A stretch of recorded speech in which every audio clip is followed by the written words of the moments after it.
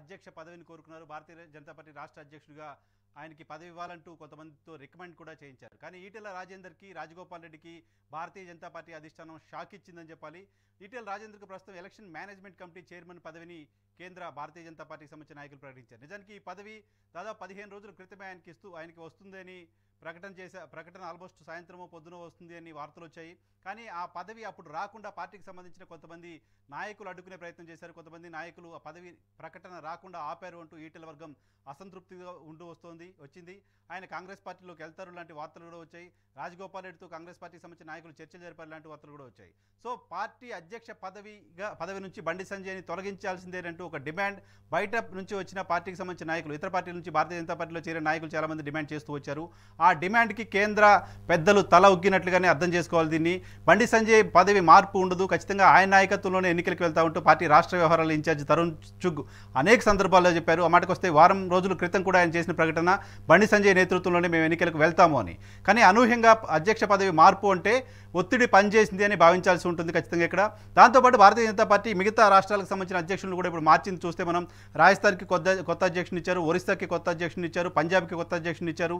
So ఇలా అధ్యక్ష పదవులను మార్చిన దగ్గర గజేంద్ర సింగ్ షెకావత్ కేంద్ర జలవనరుల శాఖ మంత్రిగా ఉన్నారు, ఆయన రాజస్థాన్కు సంబంధించిన పార్టీ అధ్యక్షుడిగా ప్రకటించారు. ధర్మేంద్ర ప్రధాన్ కేంద్ర మంత్రిగా ఉన్నారు, ఆయన్ని ఒరిస్సాకు సంబంధించిన పార్టీ అధ్యక్షుడిగా ప్రకటించారు.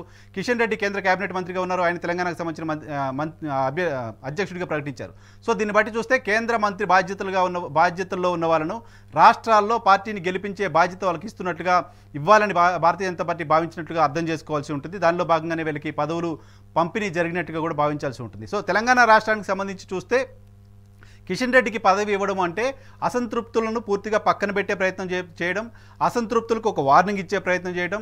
సో భారతీయ జనతా పార్టీ సిస్టమ్ వేరేలా ఉంటుంది. భారతీయ జనతా పార్టీలో డిమాండ్ చేస్తేనో, బెదిరిస్తేనో, భయపెడితేనో పదవులు రావు అని ఒక ఇండికేషన్ ఇచ్చినట్టుగా అర్థం చేసుకోవచ్చు. ఈ మొత్తం నియామక ప్రక్రియ ఖచ్చితంగా ఈటెల రాజేంద్ర అండ్ టీంకి షాక్ ఇచ్చే నియామక ప్రక్రియగానే చూడొచ్చు. ఇక ఆంధ్రప్రదేశ్ రాష్ట్రానికి సంబంధించి తీసుకుంటే ఆంధ్రప్రదేశ్లో కూడా పార్టీ అధ్యక్ష మార్పుకు సంబంధించి చాలా కాలంగా వార్తలు వస్తున్నాయి. ఆయన పదవీ కాలం కూడా ముగిసిన తర్వాత కూడా కంటిన్యూ అవుతున్నారు.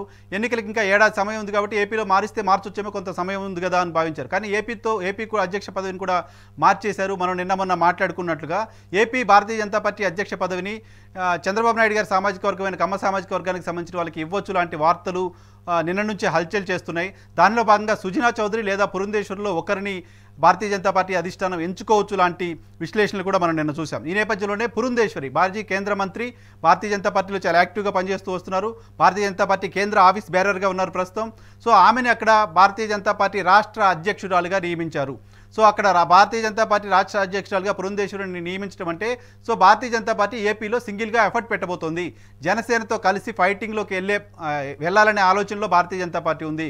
క్షేత్రస్థాయిలో పోరాటం చేయాలనే ఆలోచనలో భారతీయ జనతా పార్టీ ఉంది. Bharatiya Janata party so same time ఒకవైపు తెలుగుదేశం పార్టీ ఏ రకంగా వైఎస్ఆర్ కాంగ్రెస్ పార్టీ పైన పోరాటం చేస్తుందో జనసేన, బీజేపీ కూటమికి కూడా ఆ రెండు పార్టీలకు ఆల్టర్నేట్గా అక్కడ ఎమర్జ్ అయ్యేలా ప్రయత్నం చేయాలి. దానిలో భాగంగా పురంధేశ్వరి ప్రయత్నం చేస్తారు అనేది భారతీయ జనతా పార్టీ ఇచ్చిన ఇండికేషన్గా మనం అర్థం చేసుకోవచ్చు. సో ఇదే సందర్భంలో అక్కడ భారతీయ జనతా పార్టీకి సంబంధించిన ప్రస్తుత అధ్యక్షుడిగా ఉన్న సోము వీర్రాజు పట్ల జనసేనకు సంబంధించిన పార్టీ అధినేత పవన్ కళ్యాణ్ చాలా సందర్భాల్లో అసంతృప్తి వ్యక్తం చేస్తూ వచ్చారు. సోము వీర్రాజు పేరు ఎత్తనప్పటికీ రాష్ట్ర భారతీయ జనతా పార్టీ నాయకులు తమకు సహకరించట్లేదు, రాష్ట్ర భారతీయ జనతా పార్టీకి సంబంధించిన నాయకులు కేంద్ర నాయకులున్నంత సఖ్యతగా మాతో ఉండట్లేదు, కలిసి పోరాటం చేయాలని మాకుంది, కలిసి పని చేయాలని మాకుంది, కలిసి ఎన్నికల్లో పోరాటం చేయాలని మాకుంది, కలిసి ఎన్నికల్లో పని చేయాలని మాకుంది. కానీ అటువంటి వాతావరణాన్ని రాష్ట్ర నాయకులు ఇవ్వట్లేదు, రాష్ట్ర నాయకులతో మాకు ఆ సమస్య ఉంది అని ఆయన ఆఫ్ ది రికార్డ్ కాదు, ఆన్ రికార్డ్ మీడియా ముందే చాలా సందర్భాల్లో మాట్లాడారు. తిరుపతి ఎన్నికల సందర్భంగా కూడా అక్కడ నిజానికి జనసేన పోటీ చేయాలని భావించింది తిరుపతి ఎంపీగా, కానీ ఆ స్థానాన్ని భారతీయ జనతా పార్టీ కోరుకుంది. ఆ సందర్భంగా కూడా పవన్ కళ్యాణ్ అటువంటి వ్యాఖ్యలు చేశారు. సో ఇప్పుడు పవన్ కళ్యాణ్ ఫర్దర్గా వైఎస్ఆర్ కాంగ్రెస్ పార్టీ ప్రభుత్వం పైన పోరాటం చేయాలంటే భారతీయ జనతా పార్టీ, జనసేన పార్టీ కలిసి పనిచేయడానికి, కలిసి ప్రజల దగ్గరికి వెళ్ళడానికి, ఇది రెండు పార్టీలు కలిసి పనిచేయడానికి అధ్యక్ష పదవిలో కొత్త వ్యక్తి రావడం అనేది జనసేనకు సంబంధించి ఒక పాజిటివ్ మూవ్గా చూడొచ్చు. సో మిగతా రాష్ట్రాలకు సంబంధించిన అధ్యక్షుల మార్పును కూడా చూస్తే భారతీయ జనతా పార్టీ రాష్ట్రాల్లో బలంగా పార్టీని విస్తరించాల్సిన అవసరం ఉంది, పార్టీని బలపరచాల్సిన అవసరం ఉంది, పార్టీని అధికారంలోకి తేవడానికి సంబంధించి కష్టపడాల్సిన అవసరం ఉంది అనేది చాలా సీరియస్గా తీసుకుంటున్నట్టుగా భావించాలి. ఒరిస్సాకు సంబంధించి ఒరిస్సాలో భారతీయ జనతా పార్టీ గడిచిన ఎన్నికల్లో సెకండ్ ప్లేస్ రాగలిగింది. కొంత కొంతమంది ఎంపీలు 9 మంది ఎంపీలను అక్కడ భారతీయ జనతా పార్టీ గెలుచుకోగలిగింది. సో వచ్చే ఎన్నికల నాటికి అక్కడ ఎంపీల సంఖ్య పెంచుకోవాల్సిన అవసరం ఉంది అని భారతీయ జనతా పార్టీ భావిస్తోంది. దానిలో భాగంగా కేంద్ర కేబినెట్ మంత్రిగా ఉన్న ధర్మేంద్ర ప్రధాన్ని అక్కడ పార్టీ అధ్యక్షుడిగా నియమించింది. సో అక్కడ నవీన్ పట్నాయక్ ఎన్డీఏలో లేరు, యూపీఏలో లేరు, సైలెంట్గా ఉన్నారు. కొన్ని ఇష్యూస్లో భారతీయ జనతా పార్టీకి సపోర్ట్ చేస్తూ వస్తున్నారు. చాలా సందర్భాల్లో భారతీయ జనతా పార్టీతో ఫైట్లోనే ఉంటున్నారు ఆయన. సో అక్కడ సొంతంగా భారతీయ జనతా పార్టీ ఎమర్జ్ అవ్వాల్సిన అవసరం ఉంది అనేది భారతీయ జనతా పార్టీ ఆలోచిస్తున్నట్టుగా మనం అర్థం చేసుకోవాలి. ఈ నేపథ్యంలోనే అక్కడ ఓ సీరియస్ ఎఫర్ట్ ఒరిస్సా స్టేట్లో మేము పెట్టాలని భారతీయ జనతా పార్టీ నిర్ణయం తీసుకుంది అనేది ఆ నియామకాన్ని బట్టి చూస్తే మనకు అర్థమవుతుంది.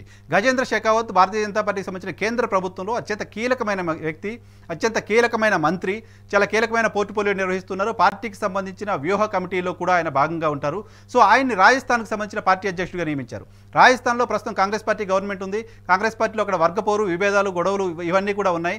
గడిచిన ఎన్నికల్లో కూడా చాలా నేరో మార్జిన్ తోటి అక్కడ కాంగ్రెస్ పార్టీ అధికారంలోకి వచ్చింది. సో ఇప్పుడు 4 రాష్ట్రాల్లో ఎన్నికలు జరగబోతున్న నేపథ్యంలో రాజస్థాన్ కూడా ఎన్నికలు జరగబోతున్నాయి. రాజస్థాన్లో అధికారంలోకి రావడం అత్యవసరమని భారతీయ జనతా పార్టీ భావిస్తోంది. దానిలో భాగంగానే అక్కడ సీరియస్ ఎఫర్ట్ భారతీయ జనతా పార్టీ పెట్టినట్టుగా మనం అర్థం చేసుకోవాల్సి ఉంది. ఇంకొకసారి మళ్ళీ తెలంగాణకు వస్తే, తెలంగాణ రాష్ట్రానికి సంబంధించి చేరికల కమిటీ చైర్మన్గా ఉన్న ఈటెల రాజేందర్ పార్టీలో చేరికలను ప్రోత్సహించలేకపోయారు, చేరికల్ని ప్రాపర్గా ఆయన తీసుకురాలేకపోయారు అంటూ బండి సంజయ్కి సంబంధించిన వర్గం ఆరోపణ చేస్తూ వస్తుంది. బండి సంజయ్, ఈటెల రాజేందర్ వర్గాలుగా విడిపోయిన పరిస్థితి కూడా చూసాం. వీళ్ళెవరూ కాకుండా పాత బీజేపీ నాయకులంతా కూడా అలాగే ఉండి పార్టీ కోసం పనిచేస్తున్న వాతావరణం కూడా చూసాం. ఈ నేపథ్యంలో ప్రస్తుతం ఇద్దరిని సాటిస్ఫై చేసే ప్రయత్నం భారతీయ జనతా పార్టీ అధిష్టానం చేసినట్టుగా మనం అర్థం చేసుకోవాలి. ఈటెల రాజేందర్కు తాను ఆశించిన అధ్యక్ష పదవి రాకుండా పోయినప్పటికీ, తన ఆశించిన అధ్యక్ష పదవిని ఆయనకి ఇవ్వకుండా ఆయనకి షాక్ ఇచ్చినప్పటికీ ఆయనకి ఎన్నికల మేనేజ్మెంట్ కమిటీ చైర్మన్ అనే పదవి ఇచ్చారు. సో ఈటెల వర్గం కావచ్చు, ఈటెలకు సంబంధించిన అనుయాయులు కావచ్చు భావిస్తున్న మాట ఏంటంటే, Etela Rajender election management committee చైర్మన్గా ఉన్నారు అంటే ఆయన ఇంకా నెక్స్ట్ ఎలక్షన్లో భారతీయ జనతా పార్టీ విజయం సాధిస్తే ఆయన ముఖ్యమంత్రి అభ్యర్థిగా ఉంటారు అనేది మనం ఈటెల రాజేందర్కి సంబంధించిన వర్గీయులు చెప్తున్నమాట. వాళ్ళకి అటువంటి సమాచారం కూడా ఉంది. ఎలక్షన్ కమిటీ చైర్మన్గా ఇస్తారు. ఎలక్షన్ కమిటీ చైర్మన్ ఎవరైతే ఉంటారో ఆయన నెక్స్ట్ ఎలక్షన్లో పార్టీ గెలిస్తే ముఖ్యమంత్రి క్యాండిడేట్గా ఉంటారు అనేది వాళ్ళ అజంప్షన్, వాళ్ళ ఆలోచనగా ఉంది. సో కిషన్ రెడ్డి లాంటి సీనియర్ నాయకుడిని ఇక్కడ రాష్ట్ర పార్టీ అధ్యక్షుడిగా నియమించిన తర్వాత ఈటెల రాజేందర్ ముఖ్యమంత్రి క్యాండిడేట్ అవుతారో, లేకపోతే ఈటెల రాజేందర్కి ఇంకా భారతీయ జనతా పార్టీలో కిషన్ రెడ్డి గారి కంటే తర్వాత ప్రోటోకాల్ ప్రకారం ఏదో పదవి వస్తుందని ఎక్స్పెక్ట్ చేయడం అనేది అంత ఈజీ కాదు, అంత సాధ్యమయ్యే పని కూడా కాదు. ఇదే నేపథ్యంలో ఇప్పుడు భారతీయ జనతా పార్టీ ఏ రకంగా ముందుకెళ్ళబోతోంది, పొంగులేటి శ్రీనివాసరెడ్డి గారు లాంటి వాళ్ళంతా అప్పుడు పొంగులేటి శ్రీనివాసరెడ్డి లేకపోతే మిగతా వాళ్ళంతా పార్టీలోకి రావాలంటే నాకు అధ్యక్ష పదవి ఇవ్వాలి, నాకు అధ్యక్ష పదవి ఇస్తే నేను వాళ్ళని తీసుకురాగలను అని ఈటెల రాజేందర్ చెప్తూ వచ్చారు. సో ఇప్పుడు వాళ్ళు ఎల్లరూ కాంగ్రెస్ పార్టీలో చేరారు. ఇప్పుడు కొత్త అధ్యక్షుడిగా కిషన్ రెడ్డి గారు వచ్చారు. ఎలక్షన్ మేనేజ్మెంట్ కమిటీ చైర్మన్గా ఈటెల రాజేందర్ ఉన్నారు. వీళ్ళిద్దరూ కొత్తగా చేరికలను ఎలా ప్రోత్సహిస్తారు, కొత్తగా ఎవరిని పార్టీలోకి తీసుకొస్తారు, పార్టీ గ్రాఫ్ పూర్తిగా పడిపోయింది అని భారతీయ జనతా పార్టీ నాయకులు కూడా ఒప్పుకుంటున్న సందర్భంలో, భారతీయ జనతా పార్టీ సంబంధించిన నాయకుల్లో కూడా నిరాశ నిస్పృహల్లో ఉన్న సందర్భంలో, భారతీయ జనతా పార్టీకి సంబంధించిన నాయకులు కూడా ఈ రాష్ట్రంలో మనం ఇంకా బీఆర్ఎస్తో ఫైట్ చేసే పరిస్థితిలో లేమనో కంక్లూజన్కి వస్తున్న తరుణంలో ఇక్కడ నాయకత్వ మార్పు, కొత్త వ్యక్తులకు పదవులు అనేది ఎంత మేరకు భారతీయ జనతా పార్టీని లిఫ్టప్ చేయగలవు, ఎంత మేరకు భారతీయ జనతా పార్టీని ఇక్కడ మళ్ళీ ఫైట్లోకి తీసుకురాగలవు. నిజానికి మొన్నటి వరకు ట్రయాంగిల్ ఫైట్ ఉంటుంది తెలంగాణలో, లాంటి చర్చ ఉంది.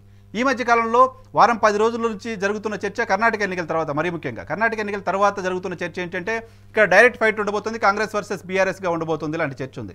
సో ఇప్పుడు మళ్ళీ కొత్త నియామకాలు చేపట్టడం ద్వారా తాము ఫైట్లోకి రావాలి, తాము సీన్లో ఉండాలి అని భారతీయ జనతా పార్టీ భావిస్తోంది అని అర్థం చేసుకోవాల్సి ఉంటుంది. సో ఎంత మేరకు భారతీయ జనతా పార్టీ వాటిని ఫుల్ఫిల్ చేసుకోగలుగుతుంది. ఇప్పుడు ఈ నియామకాల పట్ల కూడా భారతీయ జనతా పార్టీలో అసంతృప్తి వ్యక్తం చేసే వాళ్ళు ఉంటారు. ఎందుకంటే జితేందర్ రెడ్డి మాజీ ఎంపీ, ఆయన ఇంట్లో కొంతమంది భారతీయ జనతా పార్టీకి సంబంధించిన నాయకుల నేతృత్వంలో ఒక సమావేశం జరిగింది. ఆ సమావేశం సందర్భంగానే ఈటెలకు పదవి అంటూ జరుగుతున్న ప్రచారం వెనుక బీఆర్ఎస్ పార్టీ ఉంది అంటూ ఆరోపణ చేశారు ఆయన. బీఆర్ఎస్ పార్టీ ఇటువంటి క్యాంపెయిన్ చేస్తుంది సోషల్ మీడియాలో ఉంటూ ఒక ఆరోపణ చేశారు.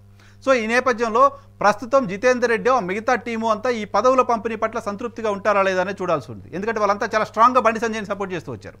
వాళ్ళంతా బండి సంజయ్ని చాలా స్ట్రాంగ్గా సపోర్ట్ చేస్తూ వచ్చారు. ఈటెల రాజేందర్ని ఇంటర్నల్గా వ్యతిరేకిస్తూ వచ్చారు అనేది భారతీయ జనతా పార్టీలో అందరికీ తెలిసిన రహస్యమే. సో వాళ్ళు ఇప్పుడు దీన్ని యాక్సెప్ట్ చేస్తారా, యాక్సెప్ట్ చేసే పరిస్థితి ఉంటుందా, వాళ్ళ వైపు నుంచి ఏ రకమైన రియాక్షన్ ఉంటుందనే చూడాలి. అయితే నిన్న జితేందర్ రెడ్డి ఇంటికి ఈటెల రాజేందర్ వెళ్ళారు, ఆయనతో కలిసి మాట్లాడారు. బహుశా కన్సోల్ చేసే ప్రయత్నమో, కలిసి సహకరించమని అడిగే ప్రయత్నమో ఆయన చేస్తుంటారని మనం అర్థం చేసుకోవాలి. ఆ తర్వాత ఇటువంటి నియామక ప్రకటన వచ్చింది అనే విషయం కూడా అర్థం చేసుకోవాలి. రాజగోపాల్ రెడ్డి స్టాండ్ ఏ రకంగా ఉండబోతుంది. రాజగోపాల్ రెడ్డి కూడా పార్టీ పైన అసంతృప్తిగా ఉన్నారు లాంటి వార్తలు చూసాం. ఆయన కాంగ్రెస్ పార్టీకి సంబంధించిన నాయకులతో చర్చలు జరుపుతున్నారు లాంటి వార్తలు చూసాం.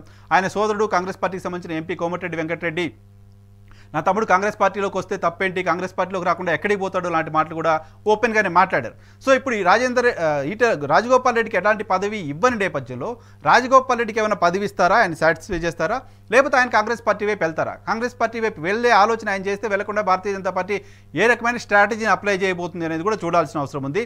సో భారతీయ జనతా పార్టీకి సంబంధించి నా నాయకత్వం ఫర్దర్ యాక్షన్ ప్లాన్ ఏ రకంగా ఉండబోతుంది అనేది ఒక చర్చ అయితే. రఘునందన్ రావు పార్టీకి సంబంధించిన సీనియర్ నాయకులు, దుబ్బాక ఎమ్మెల్యే, ఆయన పార్టీకి సంబంధించి ఇంత ఇమేజ్ రావడంలో, ఇంత పార్టీకి ఊపు రావడంలో, బూస్ట్ రావడంలో నేను గెలవడం అనేది ప్రధానమైన భూమిక పోషించింది. దుబ్బాకలో భారతీయ జనతా పార్టీ విజయం సాధించిన తర్వాతనే రాష్ట్రంలో భారతీయ జనతా పార్టీ గురించి ఒక పాజిటివ్గా మాట్లాడుకునే వాతావరణం కావచ్చు, భారతీయ జనతా పార్టీ వైపు ప్రజలు చూసే వాతావరణం కావచ్చు వచ్చింది. దుబ్బాక విజయం తర్వాతనే జిహెచ్ఎంసీలో కూడా గణనీయంగా పర్ఫామ్ చేయగలిగాం. సో ఇవన్నీ జరగడం వెనుక దుబ్బాక విజయమే కీలకం. కాబట్టి దుబ్బాకలో నేను విజయం సాధించిన తర్వాత భారతీయ జనతా పార్టీకి పాజిటివ్ వైపు వచ్చినా కనీసం నన్ను పట్టించుకోవట్లేదు అనే ఆరోపణ, ఆందోళన ఆయన వ్యక్తం చేస్తూ ఉన్నారు. పార్టీలో డబ్బులు ఉన్న వాళ్ళని మాత్రమే పట్టించుకుంటున్నారు లాంటి అలిగేషన్ చేస్తూ ఉన్నారు. పార్టీకి సంబంధించిన ఫ్లోర్ లీడర్ పదవి ఖాళీగా ఉంటే కనీసం జాతీయ నాయకత్వానికి ఇంతవరకు ఆ విషయం తెలియకపోతే ఎలా అని ప్రశ్నిస్తున్నారు. పార్టీలో డబ్బులున్న నాయకులనే ఢిల్లీకి పిలిచి మాట్లాడతారా, మమ్మల్ని పట్టించుకోరా అని రఘునందన్ రావు ఓపెన్గా మాట్లాడుతూ ఉన్నారు. సో ఈ నేపథ్యంలో రఘునందన్ రావు ఈ నియామకాల పట్ల ఎలా ఉన్నారు, ఆయన ఈ నియామకాల పట్ల హ్యాపీగా ఉన్నారా, లేకపోతే వీటిపైన అసంతృప్తిగా ఉన్నారా అనేది కూడా ఒక చర్చ. అదే సందర్భంలో నిన్న ఢిల్లీలో రఘునందన్ రావు చిట్ చాట్లో ఇటువంటి వ్యాఖ్యలు చేసిన తర్వాత ఒక అరగంటకో గంటకో కిషన్ రెడ్డితో కలిసి ఒక ప్రెస్ కాన్ఫరెన్స్ అడ్రస్ చేశారు. సో సమాచారం బహుశా కిషన్ రెడ్డి పార్టీ అధ్యక్షుడిగా వస్తున్నారనే సమాచారాన్ని అప్పటికే రఘునందన్ రావుకి క్యారీ అయ్యి ఉంటుంది. సో ఆయన ఇంకా పార్టీ పైన అసంతృప్తి వ్యక్తం చేయడం కంటే కలిసి పనిచేయడమే బెటర్ అనే ఆలోచనకు వచ్చి ఉన్నారేమో, అందుకోసం ఆ ప్రెస్ కాన్ఫరెన్స్లో అడ్రస్ చేయడం, ఆ తర్వాత నేను అటువంటి మాటలు మాట్లాడలేదని కూడా ఆయన అన్నారు. చిట్ చాట్లో మాట్లాడిన మాట కాబట్టి ఎవరు మీరు అన్నారని షో చేయించే పరిస్థితి ఉండదు. సో కాబట్టి భారతీయ జనతా పార్టీలో మిగతా నాయకులు ఈ నియామకాల పట్ల ఎలా స్పందిస్తారనేది చూద్దాం. మరోవైపు భారతీయ జనతా పార్టీకి సంబంధించిన నాయకత్వం, కేంద్ర నాయకత్వం వచ్చే ఎన్నికల్లో మళ్ళీ అధికారంలోకి రావడానికి సంబంధించి కేంద్రంలో చాలా సీరియస్గా ఉంది. మళ్ళీ ఎట్టి పరిస్థితుల్లో కేంద్రంలో 3వ దఫా భారతీయ జనతా పార్టీ సర్కార్ రావాలని కోరుకుంటుంది. దీనిలో భాగంగా గతంలో దూరమైన ఎన్డీఏ మిత్రులను మళ్ళీ పార్టీ వైపు తీసుకొచ్చే ప్రయత్నం చేస్తుంది. మళ్ళీ ఎన్డీఏ కూటమిలోకి తీసుకొచ్చే ప్రయత్నం చేస్తుంది. అకాలీదళ్తో దానికి సంబంధించిన చర్చలు జరిగాయి. అకాలీదళ్ రేపైలో ఎన్డీఏలో చేరబోతుంది అని చెప్తున్నారు. సో ఇక్కడ తెలుగుదేశం పార్టీని కూడా, ఆంధ్రప్రదేశ్కి సంబంధించిన తెలుగుదేశం పార్టీని కూడా మళ్ళీ కూటమిలోకి తీసుకొచ్చే ప్రయత్నం జరుగుతుంది లాంటి వార్తలు వస్తున్నాయి. ఆ వార్తల్ని టీడీపీ మీడియా విస్తృతంగా ప్రచారం చేస్తూ ఉంది. ఢిల్లీలో అమిత్ షాతో, నడ్డాతో చంద్రబాబు నాయుడు గారి సమావేశం తర్వాత సమావేశంలో ఏం జరిగిందనేది రెండు వైపు నుంచి బయటికి రానప్పటికీ ఆ సమావేశంలో జరిగింది పొత్తులకు సంబంధించిన ప్రస్తావనే అనే చర్చ చాలా బలంగా ఉంది. చాలామంది కోరుకుంటారు తెలుగుదేశం పార్టీకి సంబంధించిన వాళ్ళు, భారతీయ జనతా పార్టీ, జనసేన, టీడీపీ కలిసి కూటమిగా ఆంధ్రప్రదేశ్ ఎన్నికల్లో వెళ్లాలని తెలుగుదేశం పార్టీ స్థానికంగా కోరుకుంటుంది. భారతీయ జనతా పార్టీ కొత్త మిత్రులను మళ్ళీ తీసుకోవడంతో పాటు పాత మిత్రులు, దూరమైన మిత్రులను మళ్ళీ దగ్గర చేసుకోవాలనే ప్రయత్నం చేస్తుంది లాంటి వార్తలు కూడా చూస్తూ ఉన్నాం. సో ఈ నేపథ్యంలో పురంధేశ్వరిని ఆంధ్రప్రదేశ్ పార్టీ అధ్యక్ష బాధ్యతలకు ఎంపిక చేయడం పట్ల, ఆమెకి అక్కడ బాధ్యతలు ఇవ్వడం అంటే టీడీపీ, బీజేపీ కలిసి పనిచేసే పరిస్థితి ఇంకా ఉంటుందనుకోవాలా, లేదనుకోవాలా, ఏ ఆలోచనతో పురంధేశ్వరి నియామకం చేపట్టారనేది కూడా చర్చించాల్సిన అవసరం ఉంది. సో పురంధేశ్వరి గ్రౌండ్ నుంచి ఎంపీగా గెలిచారు, కేంద్ర మంత్రిగా పనిచేశారు, 2 సార్లు ఎంపీగా గెలిచారు, ఎన్టీ రామారావు కూతురుగా ఉన్నారు. సో ఆవిడకి రాష్ట్ర వ్యాప్తంగా గుర్తింపు ఉంది. ఆ సామాజిక వర్గానికి పదవి ఇవ్వాలి అని భారతీయ జనతా పార్టీ భావించినప్పుడు ఆబ్వియస్లీ ఆమె చాయిస్ అయింది వాళ్ళకి. సో ఆమెకు పదవి ఇవ్వడం అంటే తెలుగుదేశం పార్టీతో కలిసి పనిచేయడానికి అది అడ్వాంటేజ్ అవుతుందా, లేదా అది ఆ తెలుగుదేశం పార్టీతో మేము ఇంకా కలవడానికి ఆలోచన లేదు, కలిసే ఆలోచన లేదు, మేము సింగిల్గానే జనసేనతో కలిసి వెళ్తామని భారతీయ జనతా పార్టీ ఇండికేషన్ ఇవ్వదలుచుకుందా అనేది మనం ఇక్కడ చూడాలి. నిజానికి గడిచిన ఎన్నికల సందర్భంగా కూడా ఆమె రాజంపేట నుంచి ఎంపీగా పోటీ చేశారు. అంతకుముందు తర్వాత ప్రస్తుతం కూడా రాజంపేట లేదా విశాఖపట్నం నుంచి ఎంపీగా పోటీ చేయాలనుకుంటున్నారు. ఆమె ఎంపీగా పోటీ చేయాలనుకున్న సందర్భంలో భారతీయ జనతా పార్టీ, టీడీపీ, జనసేన ఇవన్నీ కలిసి ఉంటే బాగుంటుంది లాంటి చర్చ చాలా కాలంగా చూస్తూ ఉన్నాం తెలుగుదేశం పార్టీ సర్కిల్స్లో ప్రధానంగా. సో ఈ మధ్య కాలంలో చంద్రబాబు నాయుడు గారితో కూడా పురంధేశ్వరి కుటుంబ సభ్యులు పదే పలు సందర్భాల్లో కలవడం, మాట్లాడుకోవడం లాంటివి కూడా చూస్తూ ఉన్నాం. కాబట్టి పురంధేశ్వరి పార్టీ అధ్యక్షురాలుగా ఉన్నంత మాత్రాన టీడీపీతో ఆంధ్రప్రదేశ్లో భారతీయ జనతా పార్టీ కలిసి పనిచేయడానికి ఇబ్బందులు ఉండే అవకాశం ఏమాత్రం కూడా కనిపించట్లా. గతంలో పోలిస్తే ఒక 5-6 సంవత్సరాల క్రితం ఆ పార్టీ అధ్యక్షురాలుగా ఉంటే అక్కడ పనిచేసే వాతావరణం ఉంటుందా లేదంటే కష్టమని చెప్పొచ్చేమో. ఇప్పుడున్న పరిస్థితిలో ఈ మధ్య కాలంలో జరిగిన పరిణామాలను చూస్తే అర్థం చేసుకుంటే అమరావతి పోరాటం విషయంలో కావచ్చు, ఇంకా ఆంధ్రప్రదేశ్ సంబంధించిన పలు ఇష్యూల్లో కావచ్చు, భారతీయ జనతా పార్టీకి సంబంధించిన తెలుగుదేశం పార్టీకి ప్రోగా ఉన్న కొంతమంది నాయకుల జాబితాలో ఆమెను ఖచ్చితంగా చేర్చవచ్చు. సో భారతీయ జనతా పార్టీ ఒకవేళ పాత మిత్రులను మళ్ళీ దగ్గర చేసుకొని టీడీపీతో కలిసి వాళ్ళని ఎన్డీఏలోకి తీసుకురావాలి, వాళ్ళతో కలిసి పనిచేయాలనుకుంటే పురంధేశ్వరి నియామకం అనేది ఏమాత్రం కూడా పెద్దగా ఇబ్బంది కలిగించే వాతావరణం ఉండదు. At the same time Bharatiya Janata party గనక చంద్రబాబు నాయుడుని అక్కడ ఓడించాలి, వైఎస్ఆర్ కాంగ్రెస్ పార్టీకి లాభం చేయాలి అని భావిస్తుంది అని కనుక ఎవరైనా ఒక విశ్లేషణ చేయగలిగితే అది ఖచ్చితంగా పురంధేశ్వరి గారి నియామకం ద్వారా అటువంటి ఆలోచన చేస్తుందని అర్థం చేసుకోవచ్చు. కమ్మ సామాజిక వర్గానికి సంబంధించి మొత్తం తెలుగుదేశం పార్టీకి బ్యాకప్గా ఉన్నారు ఇప్పటివరకు. తెలుగుదేశం పార్టీతోటే మెజారిటీ ఆ వర్గానికి సంబంధించిన ఆ వర్గం అంతా కూడా మెజారిటీగా తెలుగుదేశం పార్టీతో ఉంది. మెజారిటీగా ఆల్మోస్ట్ 90% పైగా తెలుగుదేశం పార్టీతో ట్రావెల్ అవుతూ వస్తుంది.